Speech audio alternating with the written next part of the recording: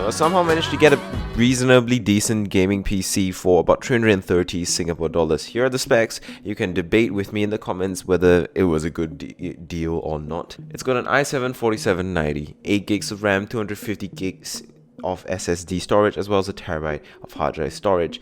It comes in a Shakun T28 case with about 2 fans, a 650 watt 80 plus go power supply, as well as a GTX 750 Ti as a GPU. Now the GPU is a bit shambolic, but I can sell it easily for about $50 to $60, and then use that money elsewhere, or spend a little bit of extra money, maybe $60, $70, $80, $90 more, and get something like an R9 290, an R9 280, or a GTX 970. Yes, I'm going really old, last gen, but hey, at least I can get an upgrade and get a decent gaming rig going.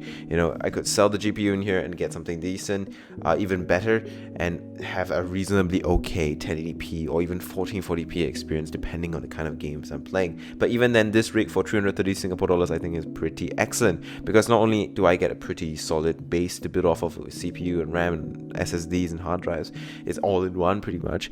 I can still play esports titles like CSGO, Dota, League of Legends, and have a very, very good time. And the thing about those games is that those games are not really games you play for graphics. Like CSGO especially, you turn down the graphical settings on CSGO because you want extra frame rates, because you actually don't want too many shadows or too many things distracting you. So I personally think that if you're just looking for fun, yes, it sucks you can't get an RTX 3070 for a reasonable price, but it's better to just get a rig at the end of the day, have a little bit of fun in game while you have the chance to game, than not buy anything at all and wait for the RTX prices to actually come down, because who knows when that might happen. And on top of that, who knows what might happen to your life when the prices do come down. Like, yeah, sure, you might be free now and you have plenty of time to game, but maybe in the future when those prices come down, you can actually afford those fancy GPUs and a high-end rig. Then suddenly maybe you're super busy in life, you've got a new job or something, and you suddenly can't game, so you've wasted this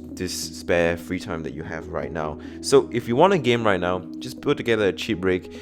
If you're someone who's still kind of holding out and apprehensive, like who really wants the high-end stuff, get a cheap, reasonably okay rig that can allow you to just have a bit of fun, have 60 to 100 FPS in the most basic games, and have a good time while you have the chance to play games. And if in the future the prices do come down more reasonably, I'm confident that my viewers would have the ability to mix a decent amount of money, enough at least to buy a new rig and upgrade. Now, since this video is pretty short, I'm going to throw in some tips here as a little bonus. Here are some tips that you should look out for when you're buying a used PC.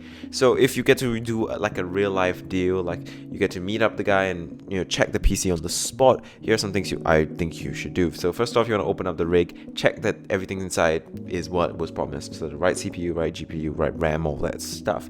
And number two, you want to basically check that there's nothing out of the ordinary. So no capacitors blown out, no wires cut up, or no wires exposed. All that's not very good. You want to make sure that none of that is there. And the next thing you want to do is obviously plug it in, power it on, and check that everything is working and running. And then finally, you want to check that all the hardware is recognized in software.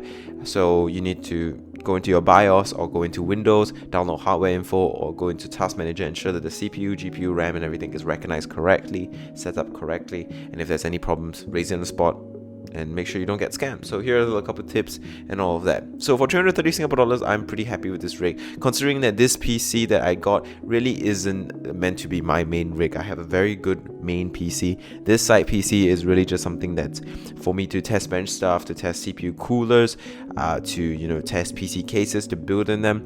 I need a set of parts to do that, and this will allow me to do that.